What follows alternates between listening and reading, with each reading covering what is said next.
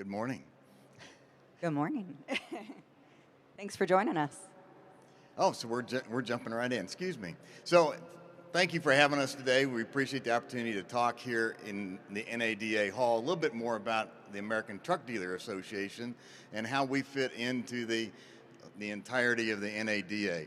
We were actually founded as a part of the NADA in 1970, I think is when we began. What you see on the screen is the group of our line representatives. So we're elected a little bit differently than the board of directors for the NADA. Our line representatives each represent a major OEM.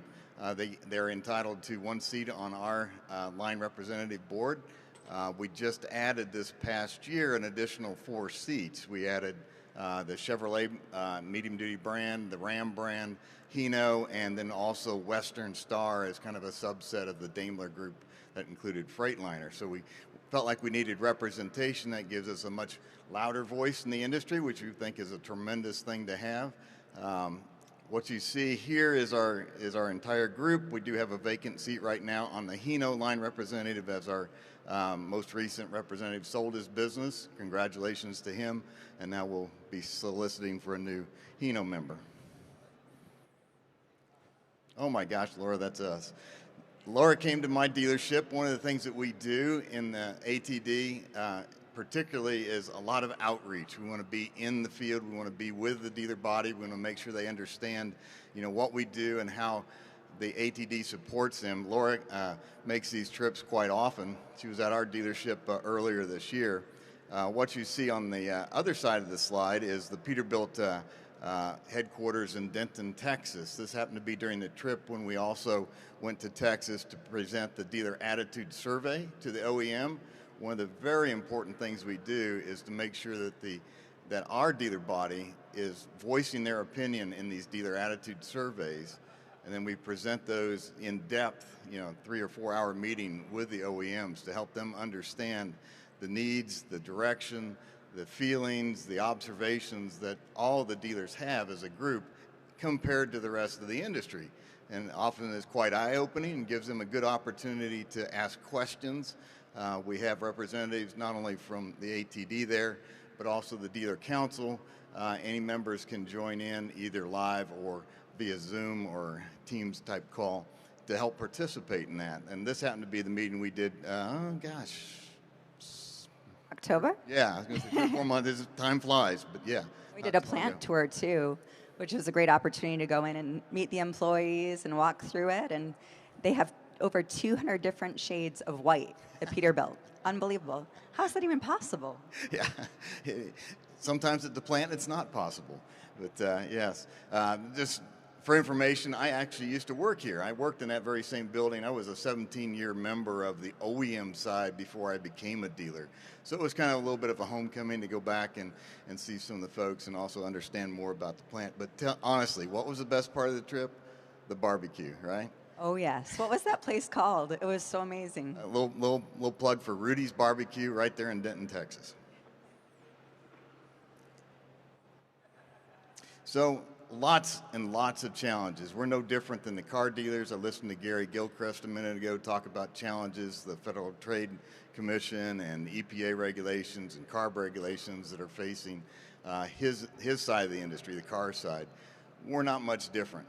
On our side, obviously, with trucking, we had tremendous supply chain issues. We were on an allocation-based system for the last 2 or 3 years because of supply chain and the inability to get enough components and parts to build the trucks that were required. That faced every OEM, every dealer. We all were impacted by that. Those are important things for us to understand and relate back to the manufacturer as the ATD, working together to understand how we can improve on that and not have such a painful situation as we had the last couple of years.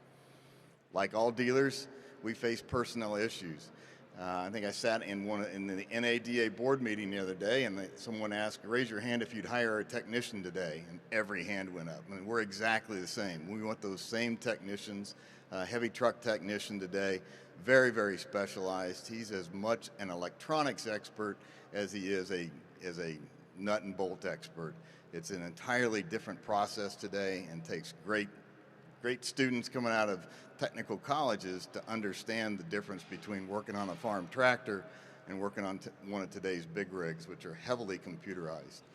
I'm going to jump to consolidation as the next issue that we face on our side, and I know the car side has seen that as well, but on our side there are fewer dealers to start with, and they're being consolidated. So now you have one headquarters that's consolidated these rooftops, and sometimes that loses your voice in that remote city or that remote state with the legislatures because you're no longer a local representative representing a local dealership. Now you're part of a chain.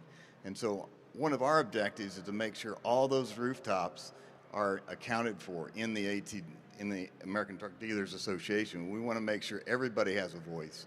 And so consolidation is something that we're focused heavily on in making sure that we continue to keep those people involved despite the fact they may have sold their business into a bigger chain.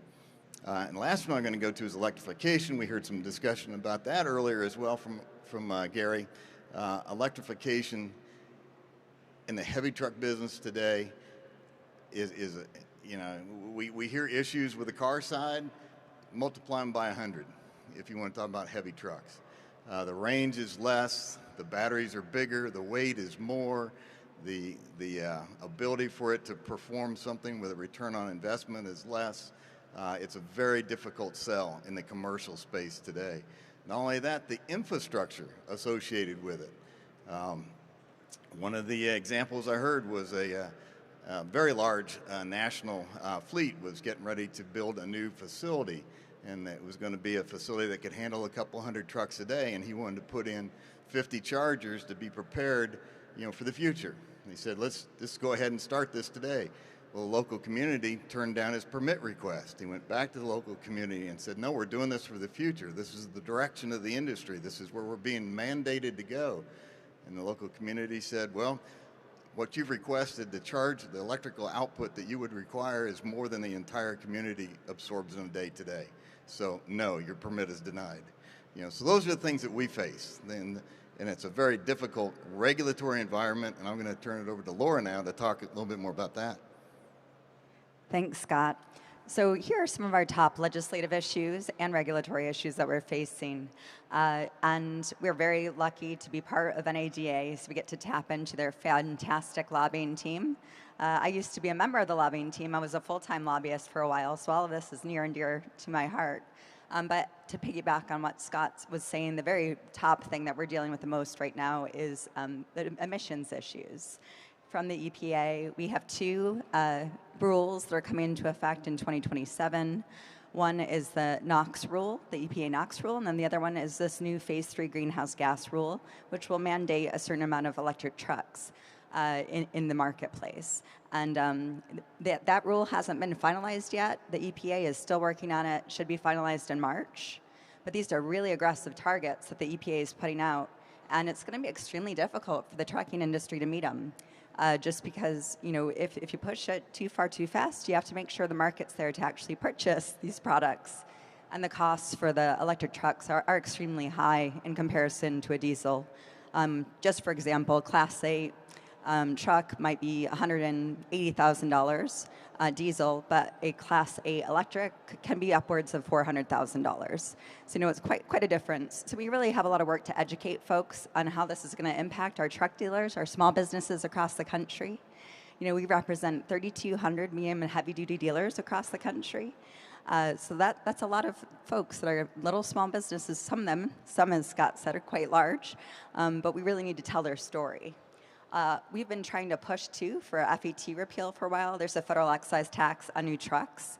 It's 12%. Goes into the Highway Trust Fund to fund our roadways.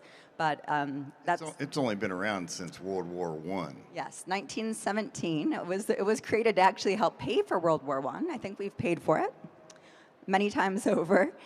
So we've been trying to make the case that government, do you want cleaner trucks on the road, or do you want your 12% FET? Because it doesn't really make any sense to mandate all these technologies, push for all these targets, and then turn around and put a sin tax on a purchase of a new truck. Just doesn't make any sense at all. So we've been pushing for that. Also, right to repair. I Do might you give wanna an add something? example on the FET. And there are incentives, there are government incentives in the infrastructure bill to purchase a Class 8 or heavy duty vehicle that would be applicable to an FET charge. The incentive is less than the FET tax that they charge, the upcharge on the truck.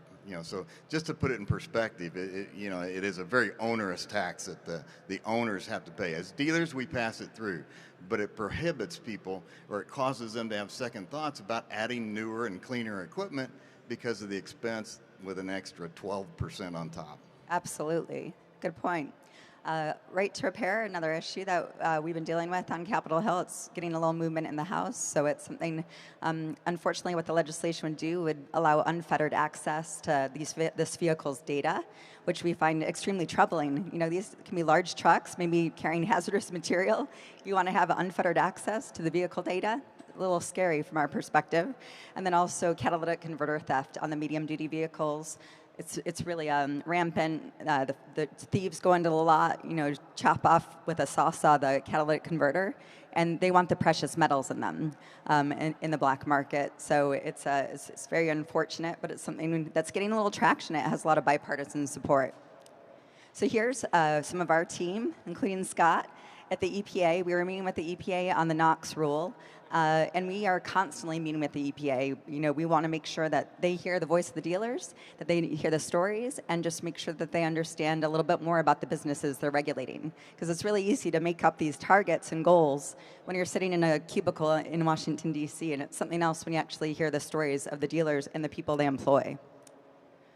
We also actually brought the EPA out in May to one of our dealers at Tri-County International in Michigan. So we brought the EPA and several of their staff, the main guy writing the current greenhouse gas rule. We spent 3 hours with them, walking them through the dealership. That's an electric truck right there, an International. And so we got to show them the batteries and how many batteries you need for any range. This particular vehicle had 6 batteries underneath the vehicle, and they all sync in this vehicle. So if one battery goes down, you have to replace all of them.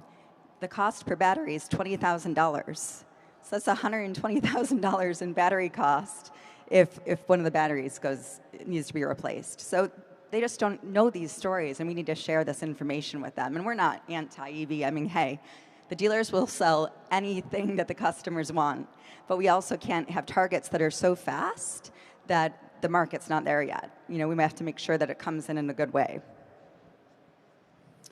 Which is the reason we do this, engage with Congress. This is probably one of the most important things that we accomplish during the year are those opportunities to get in front of our congressional leaders, the lawmakers, the people from our home districts who, we have to help them. We have to train them.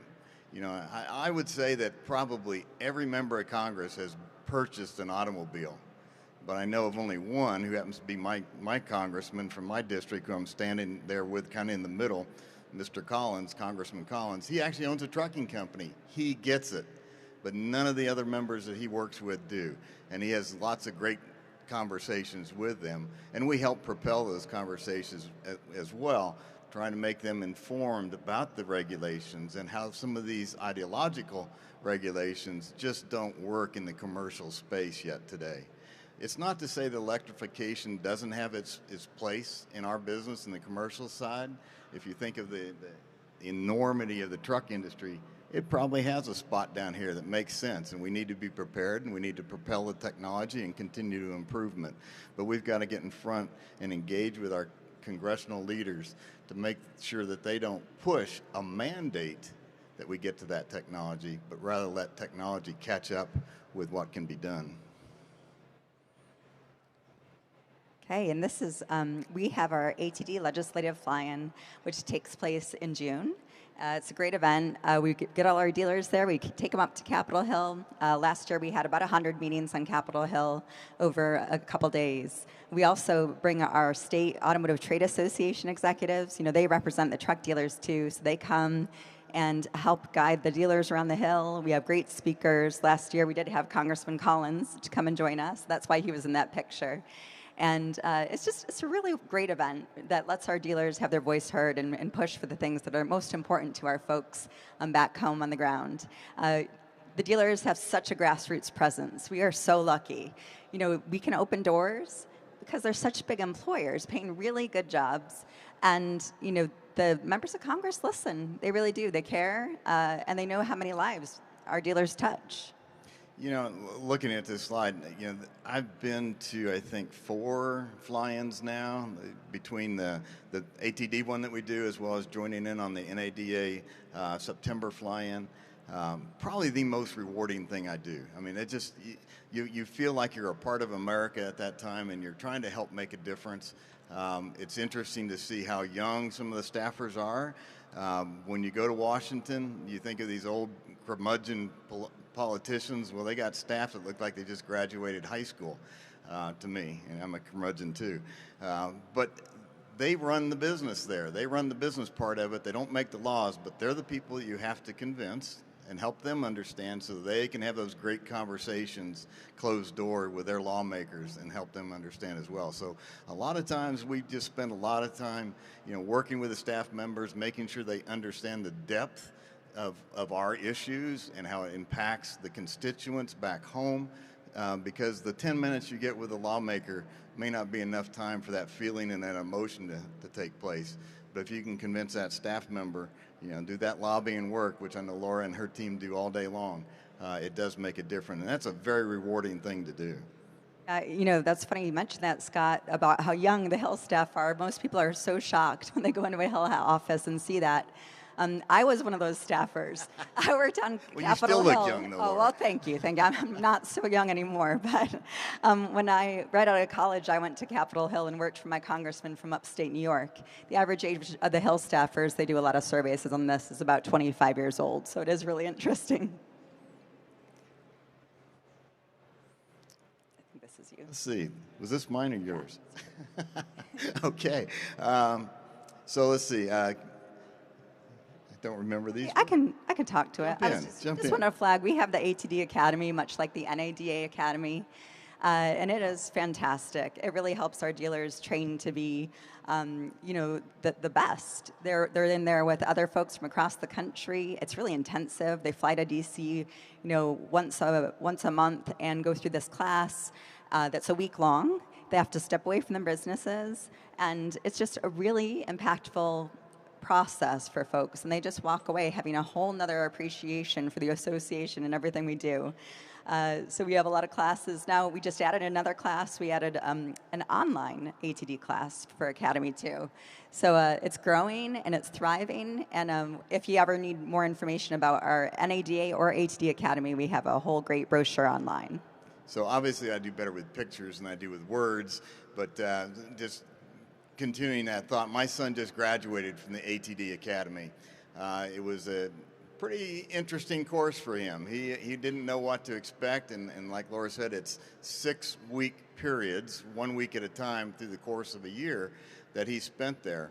And then you've got, you know, about a 6-week interval in between to kind of come home, catch up, do homework, then get back to business, doing the work in your office and whatnot, but then getting prepared for the next class and the homework that's coming. It is a tremendous experience. He learned so much. He matured during the process as well.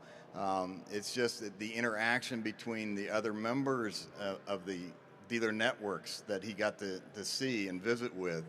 Some of our people who have a consolidated group who actually compete with us in our local town. He got to meet the leaders of that organization. So now we've got not just an education going on, but relationship going on, which is key in any kind of a dealership environment. And so, yes, thank you for getting past words into pictures. So that made a lot of sense.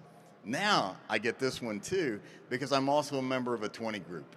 I've been a member of the Peterbilt 20 group since 2008, I think is when I joined. That's about 15 years. I'm still on 10, not quite to have tenure yet. I'm still one of the younger guys. That group has been around for 30 or 40 years. It's into multi-generations of families who have been in this particular 20 group. That 20 group is so instrumental in the success that I personally had leaving the OEM side and coming into the dealer side of the business. It taught me more about running a Peterbilt truck business than I could have ever learned anywhere else. I know early on, our group goes to some nice places, and the expense is a little bit heavy sometimes, and I had to choke on that. But I talked to a couple of members of our 20 group, and they said, look, Scott, you know, if you don't take home enough ideas to pay for what your hotel room cost you 5 times over, he goes, you're not paying attention. And that's exactly what you get out of a 20 group, is great information, benchmarks on how others see their business doing, and learning what they do to achieve those targets and goals. And those are things you set up for yourself. Why aspire to be average? Why not aspire to be the best guy in your 20 group and learn how to do that from the best? And that's what we've done. Now, we have a 20 group. There's also all the OEs have 20 groups. There's now also a controllers 20 group, which I put my controller in, and she works cross-functionally with other OEs. So it's a multi-brand 20 group there, and she's learning a lot from that as well. I just wanted to add on the 20 group front, I had the pleasure of going to speak to the Volvo, one of the Volvo 20 groups last year, and you know what I was most impressed about was actually the camaraderie of these dealers. You know, they spend so much time together over the years, sharing, learning from each other. It was like a room full of family. And it was just so impactful to me. I felt like I was kind of intruding. They were that close, but it was really amazing. So I can't say enough great stuff about these opportunities. They don't hesitate to tell you when you're not doing it well either, at all. I bet. In fact, I remember early on when I first joined, about 15, 16 years ago, the business was not doing well. They decided to shelve the agenda for the day, and they focused only on my dealership, trying to tell me how I needed to do a better job in every department. One of those wire brushing sessions that helps you along the way. That sounds fun. Yeah, it was very. Okay, here are some of our ATD resources. Just wanted to share. Our website is just chock full of things if you want to learn more about ATD. One of my favorite things is our truck retailing by state. The data is just wonderful when you want to go up to Capitol Hill and talk about what's the presence of the truck dealers in Texas, or what's the presence of the truck dealers in California, to show, you know, how many employees, what's the tax revenue, how many rooftops, these numbers that just really make an impact when you're going in and trying to influence folks. Also, our ATD Insider is free. You can sign up. It's our weekly newsletter that comes out every Wednesday and just gives you a little taste for the issues that are facing the truck dealers, the top news stories. We started a new member spotlight where we highlight our members who maybe have, you know, acquired a new location, opened a new rooftop, or even if they're doing, you know, philanthropic things, because I don't think you could possibly spend enough time on what the dealers do for their local communities. You know, a lot of folks do think maybe a little bit more of that of the auto dealers because they're just more of them. Truck dealers are doing exactly the same thing. You know, it's just amazing, you know, that what they do for their communities is just mind-boggling.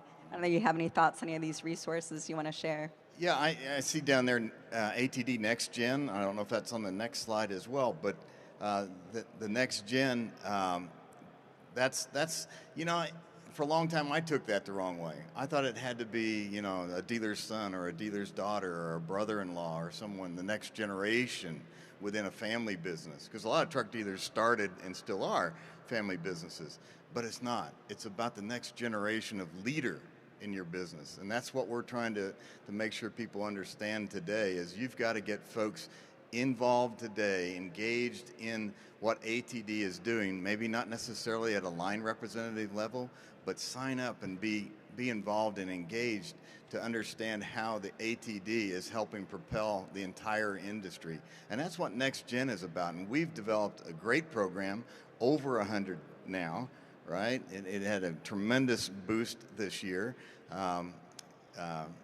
They added a steering committee. So now they've got an agenda that they follow through. They meet 3 times a year, twice virtually, and then I think one time they try to meet in person as well.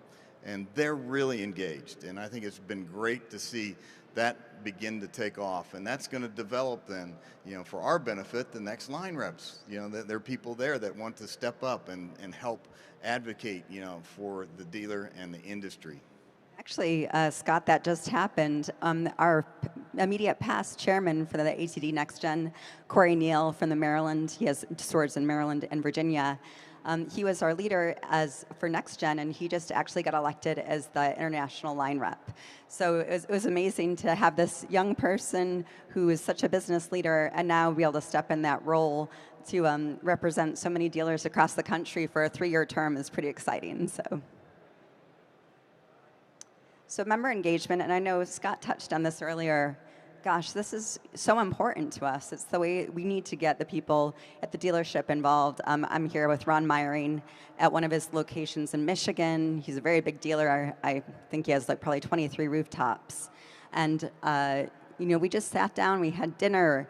I went through his dealership, met his employees, getting to know them firsthand and finding out what their challenges are and how we can be most helpful. It's so important. So we're always there to help the dealers as much as we possibly can. I think, that's one of the key points in the platform I've got this coming 2 years. We're a little slower than Gary. It takes me 2 years to accomplish what Gary's going to get done in a year. But so I have this chairmanship for 2 years. But membership is one of the platforms that I really want to focus on. I want to make sure that we grow and continue to get representation of 95, 96% of all the rooftops out there. Because to me, it makes so much of an impact. And I've seen it on congressional leaders' face when you sit down in front of them and say, I'm with the American Truck Dealers Association. We represent 95% of all truck dealer rooftops. I'm their voice here today. That's how impactful it can be. So getting them, signed up, engaged, and part of the membership is fantastic. And Laura has done just a tremendous job of that by going out and meeting with folks, much like she came down to visit with us. And you're always on the road somewhere meeting with a truck dealer. And so I'd encourage anyone that's either here or listening to our presentation, go visit your truck dealer if you have a chance. They'd welcome you to come in. We love showing what we do. We love getting people up in a truck who have never been in a truck to sit in it and understand the difference between it and a car. We actually have a fairly yard at our headquarter location, about a 25-acre facility. Laura's coming back down later in March. We're going to get her up in a truck and drive her around, let her drive it around and see how it goes. So, truck dealers enjoy that. We love what we do. We're passionate about the truck piece of this whole transportation industry. So we love to be engaged. I know we're running out of time, but I just have to say one of my favorite things to do in the world is to drive a truck. And I've actually done it multiple times, and I don't have my CDL, but I do it on test tracks and in very big parking lots where I won't hurt anyone, which is a good thing. But no, it's thrilling. If you ever get the opportunity to drive a Class 8, do it. Eaton, I can't say enough about Eaton, has this test track. And they let you drive around. Like I drove an International, then a Mack, and then a Kenworth back-to-back. Kenworth fully loaded, and it is amazing. It's always a career for you out there, Laura. We spoke about Next Gen. I think I may have gotten ahead of myself on that when I saw that bullet on the slide, but again, it's so important. And I know I've got now 3 people signed up for Next Gen in my organization, so we want to continue to see more of that with all the dealers. Yeah, this is a picture from our fly-in last year. We had Congressman Yakam from Indiana. He's in the middle, a younger member of Congress, come and speak to our group, just trying to energize folks and talk about what it's like to be a newer, younger member of Congress on Capitol Hill. This man is so savvy. I sat down with him in his office before he came to visit us, and he just knows his issues like no other. So there are some really good young leaders in Congress, so have faith. I know sometimes you just read the bad things, right? And I'll just say, too, we have our ATD show. We had our ATD show here in Las Vegas over at the Wynn the last few days. It was amazing, really great turnout, wonderful speakers. Our next show is in New Orleans in 2025. So if you want to learn more about ATD and what we do, we'd welcome you. We'd love to have you. And then here's our contact for our office. So if you need any of us, reach out anytime. And thanks for doing this today, Scott, really. Anytime, Laura. Love doing it with you. And we appreciate everybody's attention today. And thank you very much.